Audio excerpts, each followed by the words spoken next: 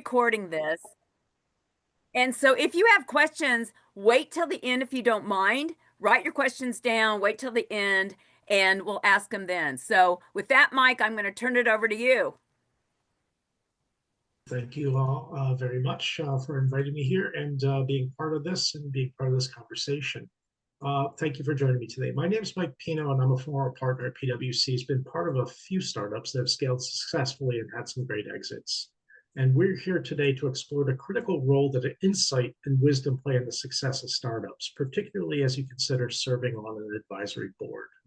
As you might already know, advisory boards are more than just a group of seasoned professionals offering guidance. They're part of a key apparatus that helps startups navigate their chaotic and unpredictable paths toward success. In the next 15 minutes, we'll walk through why your insight matters, how to navigate the challenges startups face, and how to make better decisions or help the executives in those startups make better decisions through effective dialogue. So, we shall move forward. So in the knowledge age, I'd like to point out that learning to become a better board member starts with being focused on listening well, on asking good questions, and on building on another's point to help the business leader make a better decision. It begins with insight and wisdom. These two attributes are often undervalued in today's fast-paced world of technology and data. Insight, as I define it, is the ability to see things that others might overlook, while wisdom is knowing how to act on that insight in the context of long-term goals. In the complex world of startups, especially those looking to scale, your ability to offer both toward making hard decisions is invaluable. And when considering an advisory role, you need to think about the strategic guidance that comes from years of experience, your experience, the lessons you've learned from failure and from success, and the deep understanding of human behavior that helps drive decisions. This is where you, in the years that you have spent making sense of the challenges of selecting and implementing enterprise systems, can be an immense asset. You also understand what it takes to build sustainable, high-performing teams, a skill that is crucial for any startup. Okay, so moving forward. I'd like to point, so with that said, I'd like to point out that it's really about three different and distinct kinds of boards that you're going to have to actually think about here. And these different boards they can exist inside organizations and startups. It's important to understand the unique role that an advisory board plays compared to a traditional board of directors. They are slightly different. Advisory boards don't have the legal responsibilities or fiduciary duties like a board of directors, but they still hold immense power in guiding strategy, in shaping product development, and in making high-level decisions. In some ways, you will see the impact of your health as the company makes its way through the uncertainty toward the next stage of its growth. When plenty of things can go wrong, and entrepreneurs often feel like the deck is stacked against their success, it's your help that actually can make a difference. So startups often have a more informal, dynamic approach to governance. They're not like a typical corporation that many of us are actually used to dealing with.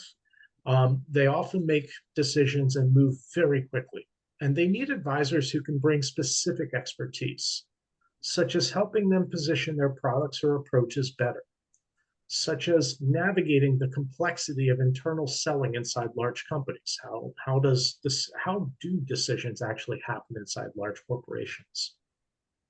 And the challenges of reading the room when pitching an unproven technology to people that you have actually been when you've actually been on the receiving end of such pitches. Your role as an advisor will likely focus on providing recommendations and thought leadership rather than direct oversight. But make no mistake, your advice will be crucial to the success of the venture. So let's let's actually talk a little bit more about the most challenging aspects being part of a startup. And the most challenging aspect in my mind is decision making in chaos. Startups are inherently uncertain environments. Entrepreneurs often face decisions with limited data, with shifting market conditions, with ever evolving technologies. They often have to make a decision between right, and they don't even know what's right. And they're trying to find product market fit in the challenging space of selling to enterprises where like where you've worked. This is where your experience becomes extremely invaluable. The ability to help the founder frame problems and make strategic decisions under uncertainty is critical. According to Tom Eisenman and his book on the right, which is Why Startups Fail, most startups falter because of premature scaling, poor product market fit, and bad decisions made in the rush to grow. Your role as an advisor will be to help founders think clearly, to consider alternative perspectives, and to challenge assumptions to avoid these pitfalls. So let's, really a key skill for making these better decisions is the ability to frame questions correctly. And this is something that can often be overlooked in fast moving environments. Matthew May and Pablo Dominguez in What a Unicorn Knows emphasize the power of asking the right questions in building a successful business. When a startup faces a tough challenge, the first step is to ensure that the right problem is being addressed. When you're on an advisory board, it's your job to help the founders and leadership team refine those questions. How do we scale effectively? Should we be putting all our eggs in one go-to-market approach? What are the hidden costs in our business model? Some of these questions may not be obvious, but once identified, they set the stage for high-quality decision-making. Once the right questions are on the table, the next step is ensuring a productive dialogue. Again, startups are often high-paced and they're chaotic. It's easy for discussions to become quickly unproductive. The best advisors foster an environment of open communication in which you encourage viewpoints and you value viewpoints, even when those viewpoints might be difficult or uncomfortable. What you're trying to do ultimately is lead to better decisions and better outcomes. Okay, so let's talk a little bit more about, as technology continues to evolve, we're entering an era of machine augmented work. From AI-driven software to cloud computing, startups today must learn to integrate technology in their teams in ways that enhance rather than replace human performance. And it's particularly important for HR and IT executives like you.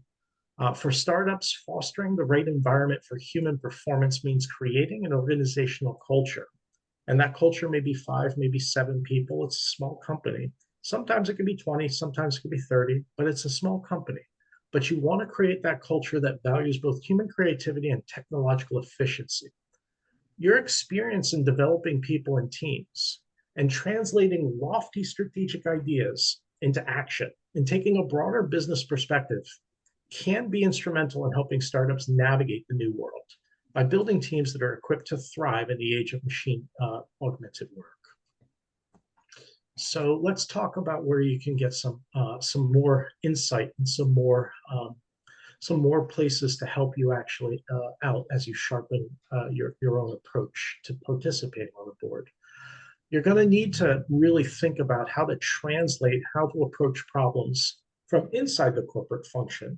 And you're going to have to translate it to how do you help people that are on the outside take their idea and make it valuable to someone to produce an impact in uncertainty. It means taking part in broader conversations and learning as well from thought leaders like Duke Fuqua, Professor Aaron Dinan, who writes regularly on entrepreneurs, or Brian Dovey, and the ideas, the easy part, who discusses the hurdles that innovators face in turning an idea into a viable business. Similarly, Susan Schultz, the board book, is an excellent resource for understanding the nuances of advisory boards and how you can add value without overstepping your bounds. And finally, you'll see Peter Cohen's Scaling Your Startup, and how it, in that book, actually outlines the strategies and pitfalls entrepreneurs face when growing their business. Of course, you can also get additional from the discussion through ESA's board program. And these resources, like all the ones I've mentioned in today's discussion, as along with your own experience, when you combine these together, this is where you can bring your strategic guidance and participate with others to bring that guidance to help the startup avoid the common mistakes, and move towards scaling successfully in such uncertainty, in such chaos. So I'm going to close with a couple of final thoughts here, and then I'll start fielding some questions for you all. As you consider serving on an advisory board, remember this. Your role is to bring wisdom, to ask the right questions, to foster productive dialogue that drives high quality decision making. Startups are unpredictable, and the best advisory boards help entrepreneurs navigate this uncertainty with the right blend of insight, improving its strategy and human performance. I hope that this quick presentation has given you a clearer picture of what it means to be part of a startup's advisory board. You're not expected to be the expert. You're expected to participate with others who have depth of experience like you. Bring your wisdom to change the way and shape the way decisions are made. Remember, as you move forward, that your contribution can make all the difference in helping a startup succeed in an increasingly complex and competitive landscape. Thank you again for your time, and I look forward to seeing how your experience and expertise will help shape the next generation of successful startups. Thanks, Mike. Does anyone have any questions for Mike? I would just like to add a couple things, if you don't mind. This advisory board that some of the people here were kind of handpicked by me, and then others kind of volunteered or wanted to be on the board after Vic's presentation the other day. You guys are going to be, along with Mike, Marilyn, and I, because we're kind of co-leading the advisory board, you guys are going to be in charge of the U.S. launch of KeenCorp. You're going to be responsible for taking what Vic's going to talk about that they're doing in the UK and the Netherlands in Europe, and we're going to launch it into the United States. So we're going to talk about how do we do that. Mike and I've talked briefly about, we think we need to have advisory board members that will participate in monthly meetings where we talk about where we're going. The other thing that I didn't really hear Mike talk about is we also want advisory board members that want to help introduce KeenCorp into U.S. corporations. So it's not just your wisdom, but it's also kind of using your Rolodex to help launch where we want to launch KeenCorp. Currently, we think we can launch KeenCorp through distributor channels, like I'm taking Vic to Alex Partners. I've got a meeting with McKinsey. I think there's other people that are thinking about other kind of distribution partners that can add consulting to this.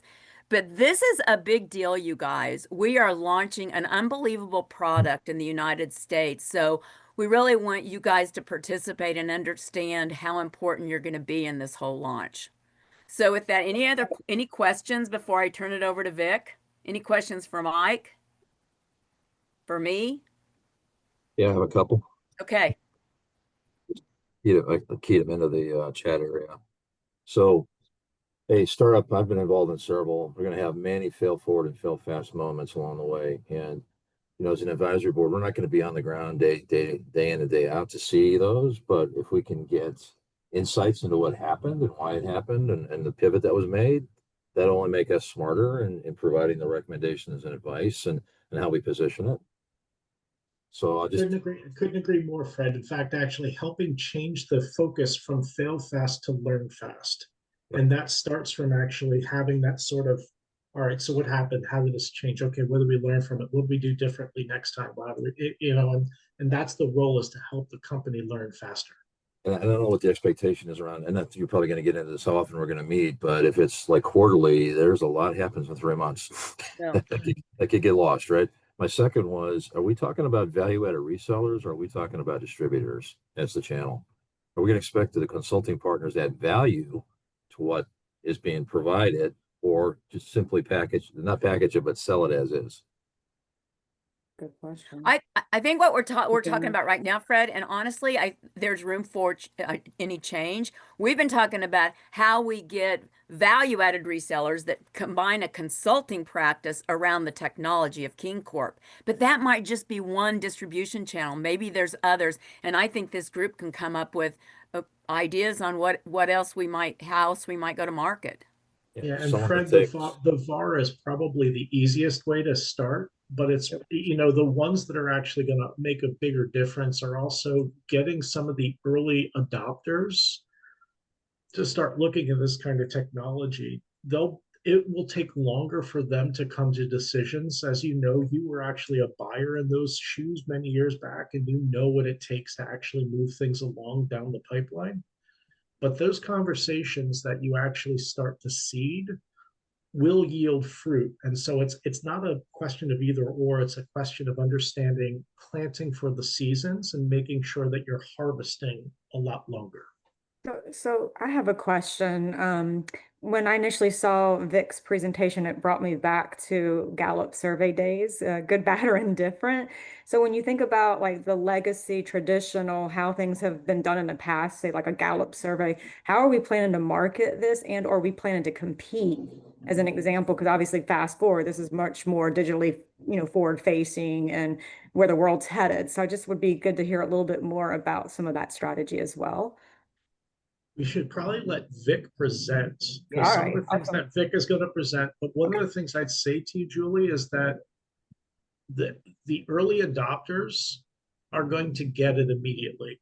And so part of our role is to really find the people that are tired Of the of Gallup. what of the Gallup. I hate to say it like that, but that's what kind of drew me to this from my Mhm. my list of questions, Cindy, that I put in the follow-up questionnaire. But would I am super excited to see how we get past Gallup surveys. So Mike, do you So Hey, mean tired? Carl. Do Oh, you mean sorry. tired? Sorry, Fred. Do you mean tired of same old? Is that what you mean? yeah, maybe perhaps, but I also like the opportunity where Vic presented, getting this down to the manager level and having a way for a manager to actually be able to go and deliver and execute is very meaningful because in the past for me with Gallup, it's very top heavy and then everybody's left, well, what do you want me to do with it? How do Right. you want me to execute it? Right. So that was what really attracted me. So definitely. Carl, I'm Another, going to put you on the spot. You've said a couple of times that the time's right for this. Could you just say a few words about why you think so? Yeah, I mean, there's a lot of innovation happening right now in the HR tech space, right? And companies are getting more open. I mean, I've been at really large ones, Cargill, the largest privately held company in the US, and Mars, which is about 75 billion. And um, in this piece in particular is really, really interesting. I mean, I'm right with Julie. The cumbersome, awful surveys, there's survey fatigue. I mean, there's so many reasons that KeenCorp gets right into this real-time assessment that's just so valuable to people. And at Mars, I was in the talent culture and rewards group. That's where my CEO sat, and or COE, I'm sorry. And I could just see the Damien who was running those engagement surveys and things that he would just salivate at this and others might. I think, Mike and others, and I'm sure Vic are really aware of that, right? This early adopter piece is really, really important. I mean, we've got to get critical mass of those before we bring the herd of the people who are stepping back and waiting to see that this thing really here works with their peers, right? But the relative acceptance of new technologies, I think right now is really, from what I've seen in the corporate, HR space, is really in a good space, and AI is such a nice accompaniment to that. So to be able to brand this as an AI solution is just so helpful because people are starved to utilize the technology, but also to put in their own storyline that they've leveraged AI to improve these types of mechanisms in HR. So like I'm all in, as you can tell, on this. Yeah. Was that about what you're looking Yeah, for, that Cindy? yeah, Yeah. that's what I was thinking because I can Yeah. remember from day one that you saw this. You kind of said time is right for this, right? Yeah. Yeah. And the buyer, we'll get into who the buyers really are and the other stakeholders, but a lot of them are primed. Susan Mike, had put a question in chat, and I don't know the answer to that, Susan. We haven't talked about it, Vic for sure, but Vic has a unbelievable team in the Netherlands, and any one of those people could probably participate with us, but we haven't really talked about it. So Yeah, I just wanted to draw out, I think it is important that there's more than one. I mean, nothing big against you, or it's more about how do you get surround sound and alignment within the company as the board is working as well. So bringing a few key people into that conversation and letting them hear it as well, I think is going to help accelerate the speed with which you guys can go forward. Rob, you have a question? Yeah, I'm just curious. I've worked with a couple startups, and Mike, your presentation was great. I assume the advisor's role or somebody evolves depending on what phase of pre-seed versus what part of the journey they are, I guess, on that sort of going public at some point, the intention. Yeah, and Rob, I tried to actually write this in such a way that it was broad enough that it can cover pre-seed, seed, Series A, Series Q, whatever letter you're on. But the point of this is actually an advisory board plays a different role in each of these phases of its growth and its movement to market. But what's really important where KeenCorp is moving from its position in Europe and moving into North America is how to actually prime this market, how to change the prospects of this. There are a lot of things that are actually changing inside the space. In particular, there's a lot of recognition that point in time survey solutions are actually completely outmoded, outdated, don't really offer a lot of value, and we still operate on them, and we've been operating on them for some time.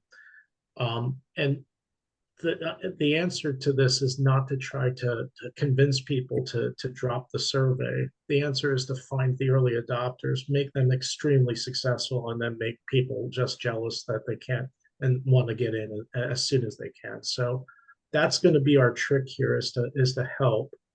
And part of that's going to be with the value-added resellers. Part of that's going to be the early adopters. And part of that's going to be we might actually see other opportunities. And our role here is to help actually bring a technology into a market.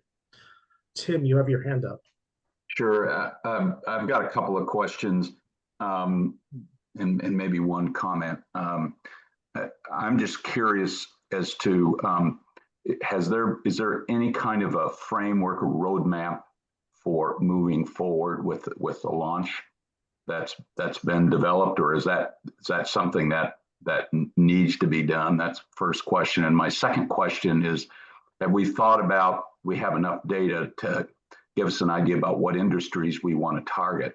I know that spending the last probably 15 years as an executive in the healthcare industry, and I continue to read, I just read something this morning in the New York Times about that healthcare is going to continue to struggle with workforce accessibility, and this tool, this methodology, gets at retention in a very, very tangible way.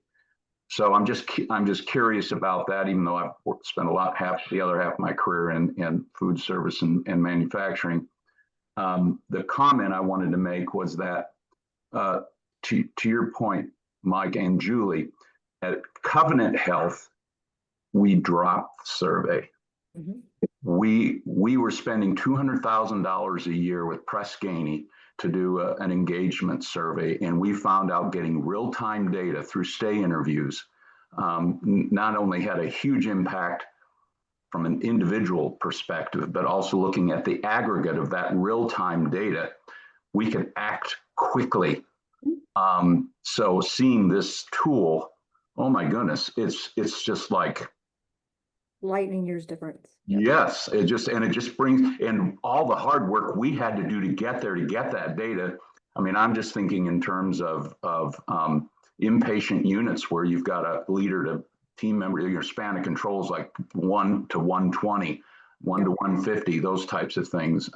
I can't imagine that the healthcare industry wouldn't be hungry for early adoption, and I even Covenant Health, I think, could jump all over this. So anyway, those are the thoughts that are running through my mind and questions that I have at this time. So I think we should actually carve out a little bit of space here for Vic to present, because in Right. fact, actually, a lot of the things that we're actually starting to converge on, launching to market, which industries to target first, how can we actually participate in early kind of advice? Where can we actually add the most value to this? I think that this is probably a good conversation and it's a great place, but let's actually let Vic actually jump in here. And I'm going to pass the microphone over to you, Vic. Let me start by saying that I'm incredibly grateful. And I'm literally I'm even close to being emotional about this, because you have no idea. I mean, the US for me was an example, right? When I was a little boy in business school, wanting to go there, but I chose to be in Asia because I thought I'm always going to end up in the US anyhow, because that's what the biggest market is. But the world, at least from our European perspective, since the beginning of this year, has completely been changed. Let's call it this way. And as a European and Europeans, if we talk about our part of the world, we really have no clue how to connect with the US at this point in time. There's no judgment. It's just happening in front of our eyes, and it causes a lot of confusion and also disconnect, because basically it feels like we're on our own. But tonight, if I look at this advisory board, it feels like we're just with a bunch of humans again, regardless of race, sex, or nationality. If I look at this advisory board and look at the guys and the girls, we don't have a diversity problem at all. I look at the balance of the group. It's 50-50. There's not one girl on the group and only men. No. For some reason, the balance is perfect. Cindy, thank you again. Marilyn as well. You guys have been running a great show. But Mike, your presentation, I know it's recorded. I mean, I think you should put it on YouTube. Actually, I don't think you should, because this is a gold star presentation on how advice. I've been on many advisory boards. I've never seen such a coherent story on what a startup would love to hear. I've actually put two links in the link there, because someone mentioned it's all about timing. There's been a great piece of research that is in the YouTube link that talks about the single biggest factor for startup success. It is about timing. And I think you guys are right. We were too early, but we were hanging in there, the team. So I'll show you my team in a bit. We're all, we've been out there. The group's diversity and the cognitive diversity is incredible. And they're all in love with the domain. So, for example, Susan, your experience as a finance professional, I'm a former CFO. I was the youngest CFO in the Netherlands. We're currently working on a new DuPont chart to make it simple for people to understand this human capital metric in terms which are not psychologically supercharged, because everybody falls asleep. But the moment you bring it back to a simple number that a CFO can understand, we're understanding if the culture drops, we're all going to lose money. Oh my God, now what, right? But by the same token, I've also shared a deck. It's a book that I read earlier on when I started with my ventures called Slicing Pie. If any of you guys is considering this as a part of your career, for example, she just dropped out, but Susan Drath, I had a great conversation with her earlier this week. It's a super powerful book on how to allocate equity. I think Cindy and Mike, we're all working on an equity package for all you guys.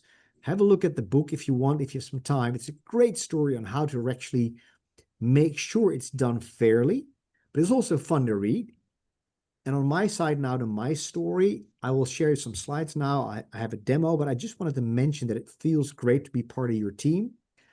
And I feel that with this team, we can actually really rock the world. So thank you for that. Now, let me share my slides. I have a couple of really cool things to share. First and foremost, I'm on the advisory board of HR.com. Maybe I've shared it with you. And HR.com is I think, the largest HR community in the world. It's primarily US, but the founder of this company is a great lady. She's actually based out of Canada, if I'm not wrong. Cindy knows her as well. Yes. And just today, this fresh piece of research came out. I actually couldn't join their advisory board today because I was with you. But imagine this. HR.com is going to publish a piece of research in the next few weeks, which shows a seismic shift in the adoption of AI in HR in the last quarter. Compared to last year, 193% change in AI in HR has happened, which has never happened before in the history of HR, according to this, data, which I think is pretty awesome, right?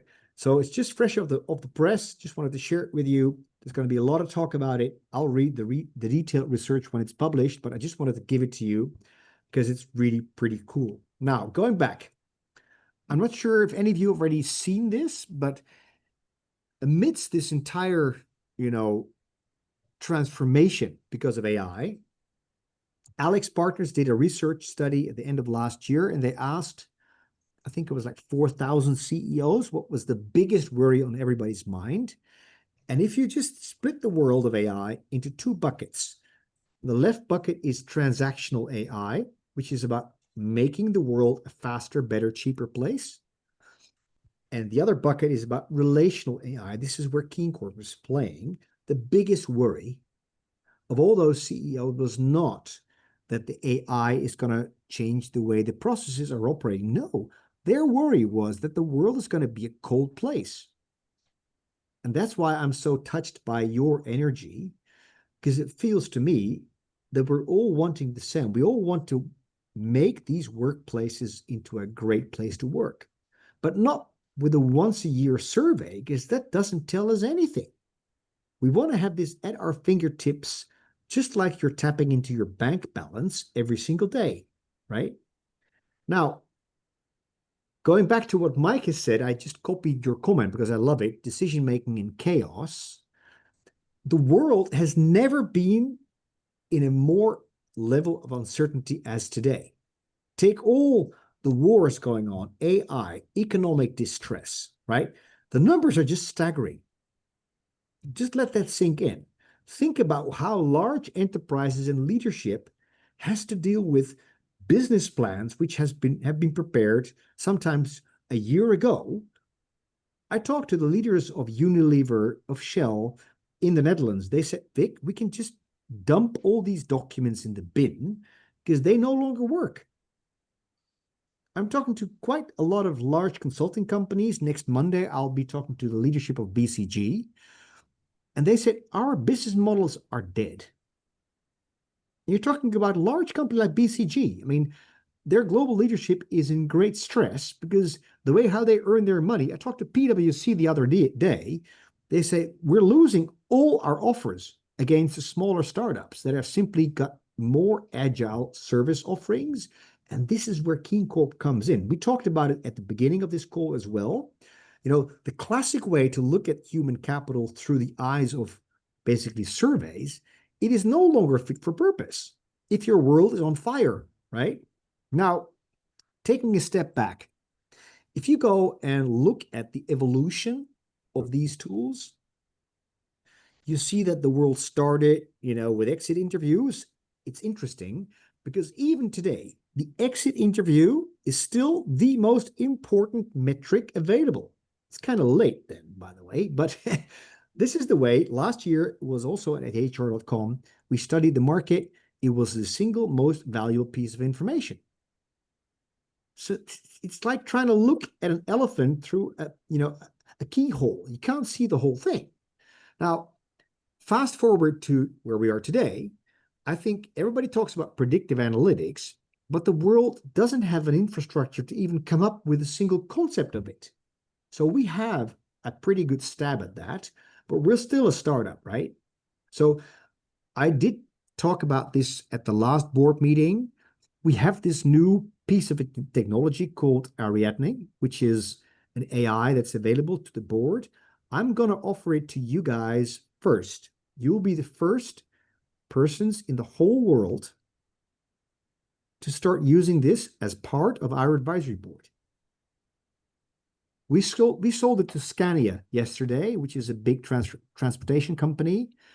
And now we start to see the market is really getting hot for this, but you'll be the first. And I'll take care that Niels, who was in the last meeting as well, is ready to give it to you. And you're not supposed to give this to anyone outside because we're the only ones, right? It's like a Chatham House rule. This is part of the NDA as well, but you'll be the first to experiment with the technology. And I'll tell you, I'm using it every single day. So part of the advisory board's role is you're going to be working with the coolest piece of technology that's out there. It's the smartest. It's got an IQ level of 3 times ChatGPT. So I think it's going to be pretty awesome, right? But this is pretty much where we are. The world is still in survey country, and we're trying to step away from that. Now, some of us also had the discussion, where does this basically position in the landscape? If you look at the current surveys, right, the biggest problem with surveys is that managers cannot work with this stuff. They're simply being handed over. I just talked with the global head of risk of ABN AMRO Bank, which is a big bank in Holland. He came actually because they're considering to invest in the company. And the guy said, we're handed the surveys once a year, and we're told your department is performing like shit. Go and change it. And then he says, how? How am I going to do this? Right? So this is like the biggest embarrassment of the year. You're handed a score, but you don't know how to influence it. So this is the biggest differentiator with KeenCorp. KeenCorp actually gives this information back to the leaders so they can ask for help, they can ask for support when the pain is there. In survey country, there's a joke. It's called the TTD, the time to drawer. You get the results, and how long does it take for the results to end up in someone's drawer so no one is actually going to take any action with this? We're going to remove the TTD because it makes no point. What's the whole purpose of measuring if you don't take any action about it? So this is where KeenCorp really positions in a different place, because human capital should be as simple as looking at your dollar value of your budget. Okay, if that makes any sense. Now, someone asked about my team. Let me just show you the faces of the team. Next to me, you see Jürgen. Jürgen is actually the real originator, I would call. I mean, Jürgen he's an engineer. He's written a book about the whole concept, by the way. And if any time he will come to the US, I really recommend that you follow his masterclass. Cindy actually followed it. It's kind of shocking in a way. We've perfected it in recent years, but he's the one who really discovered this behavioral trait that we track through software that actually really tells us when there is a break in human contact. Fascinating story. He's written a book about it. We're sending him to all places to give his talks right now. Eric used to be heading up global surveys at Korn Ferry. He's been there for 35 years. He was one of their shareholders. This is Eric. Eric used to be the head of sales at Citrix.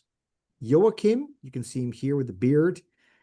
He's the global head of technology at Clifford Chance, the largest law firm in Europe.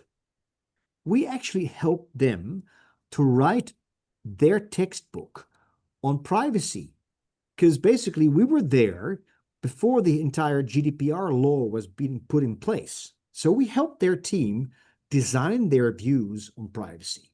So privacy by design, which is one of our strongholds, really has been designed and currently being sold in Europe. And we were one of the first clients of this company to help them discuss about it. Barry is my COO. He makes sure the client deliveries go clockwork. This is Chris.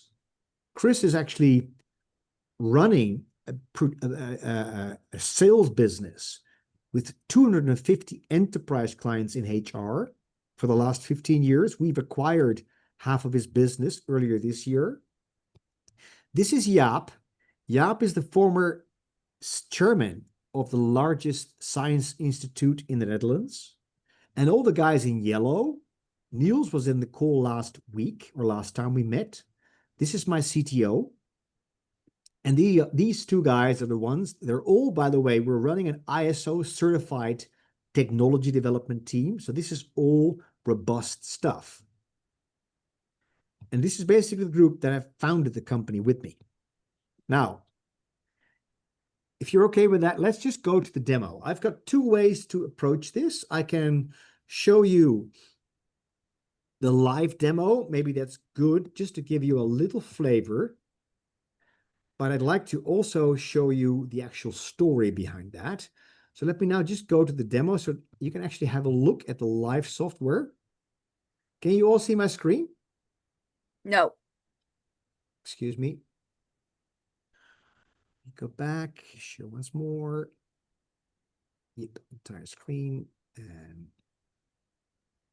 so can you see my screen now? Yes. Yes.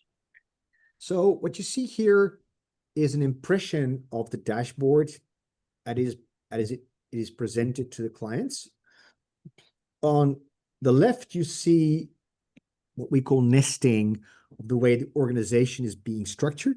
This can be different for every client. And we basically go sit down with HR and start to agree what is the proper way to stick sensors on your organization. You know, what are your job families? What is the tenure structure? It can go from any organization structure by location, by any kind of demographic. And for this purpose of this demo, we've just used these examples. But for example, we've got a business in South Africa where they structure people even according to race. That will be completely unacceptable under Dutch law. But in South Africa, it's completely okay. And that's fine. We don't really care. But it gives you a certain flavor on how different groups in the business operate. If you close your eyes and think of KeenCorp as a time series of emotions, I always like to explain this like a bookkeeping system for emotions, like SAP for emotions. Anybody can imagine if you've got a job family here, you've got customer service, delivery, finance, and sales and marketing, and if you continue to register in the general ledger of your sales and marketing team that there's conflict, please don't be surprised at the end of the quarter that your engagement scores are going to look like shit. Sorry for my French. Okay? So it's very simple. If you start registering emotions systemically, sorry, Cindy, you have got a question? No. Carl Johnson had to leave. We've got about 10 minutes, Vic. Okay, so I'm going to fast forward then. So what we're doing here is we're looking at the engagement scores of, in this case, a real life client. And you see it's pretty jittery. There's typically like a heartbeat. We can always smooth the signal a bit to make it easier on the eye, but it shows you now a regular, pattern for this particular company, okay? So what this also does, it shows you a linear representation of the score. So it gives you a very clear image. In this particular window, the scores are gravitating from here 123 up to 26 over this window of time. Fine.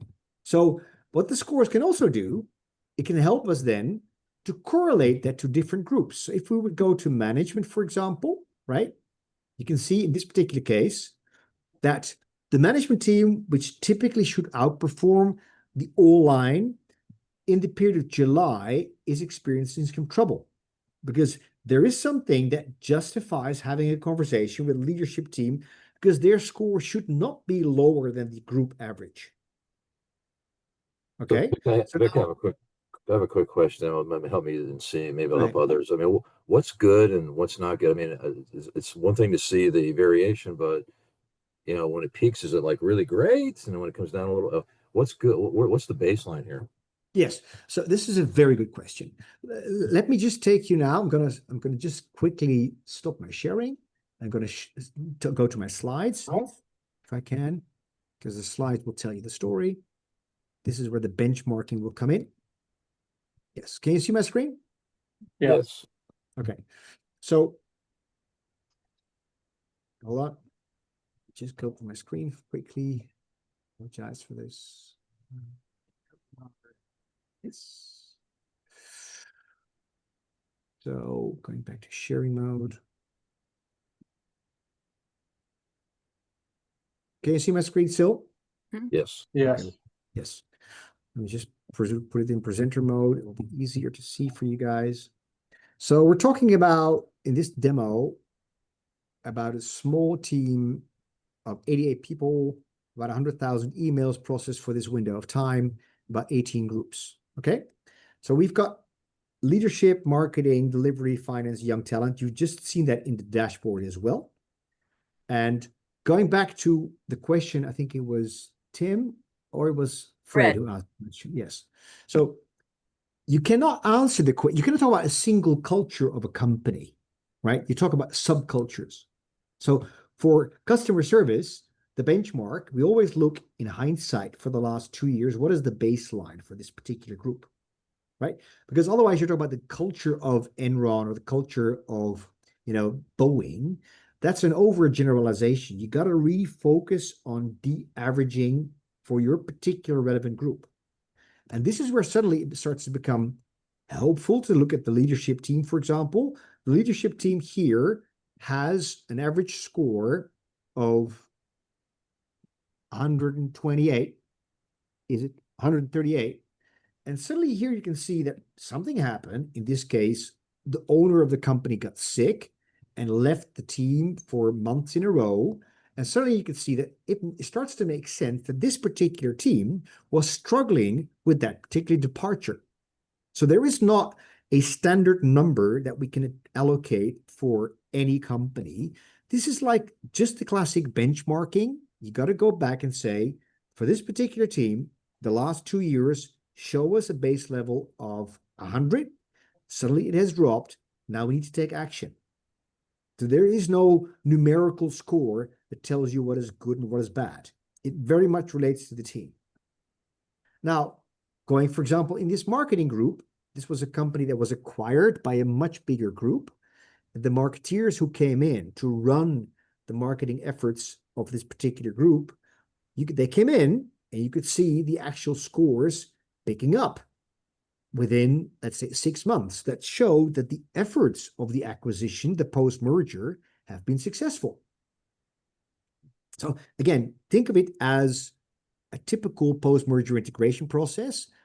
The leaders brought in a marketing team to lead the efforts and align with the group efforts that wanted to basically take the startup, or it was not a startup, it was a small tech company.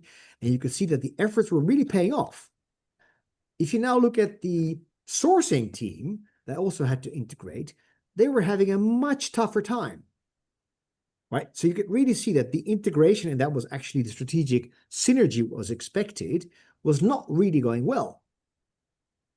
So if you can remember the CEO getting sick in 2 slides earlier, you can see what happened here. They decided to reorganize themselves, and you can see the numbers are going up again. So if you close your eyes and you look at these teams of people trying to deal with certain events and try to reshuffle their energy back into getting into a positive mindset, because that in all essence is what all this is all about, you can see how this company is walking through time by simply looking at their emotional commitment to the business. Okay. So Vic, we've got 1 minute. Oh, I'm sorry. So That's okay. I can go on and on. Let me just, I just wanted to show you the simplicity of the tool, but especially the way this fuels a narrative with the team, how they're doing. Because the moment you're walking to a team and say, guys, I think your scores are great. Can you walk with me to your peers and explain what you're doing? It will give them a perfectly objective number to tell them, go and sit next to me for a week and I'll train you what is the secret to my success. And by the same token, it'll justify a manager asking for help, saying, I'm struggling. I can't get this working. Can I get some help before it's too late? So it gives you an objective instrument to talk about behavior and culture without actually experiencing the pain of retention issues, commitment issues, productivity issues, which typically always are experienced after the fact. Does that make sense? Any other questions, you guys? I know that we could go on and on, but we've only got, well, it's at time. what we're going to do is we'll send you the deck. We'll send you the recording. Oh, Sam, do you have a question real quick? It's real quick, just a quick Yeah. comment. I know we don't have time. I think all of this is very interesting. Everyone's attention is very focused on engagement, what it is telling us, but I think there needs to be discussion around transparency. What's, the back engine? How does it function? Is there algorithmic bias? Is there socioeconomic inequality challenges that you face? There's like a lot of technical questions that I have that I know we can't really cover on this call, but it's really the back end. And then how do you build that into your sales material to sell the business? Because that's what all the big companies are going to ask. It's one thing to I'm say going to make you it's very not happy working with that. right now, but to do a lift and shift, that's a big decision because financially it's going to impact the organization. Sam, I can make you very happy, and we should talk about that in the next call. But the bias is really the big differentiator, because the way we measure, there is no bias. And this is a big claim. This is why I'd like you to be in a call next time so everybody can ask their technical questions. This is where we differ from the rest. So this Ariadne AI that I just mentioned earlier on, this is where we spend all our money to make sure we've got clear water here, because otherwise this gets nowhere. But this is away from our time, but we need to spend time so you all have comfort in this area.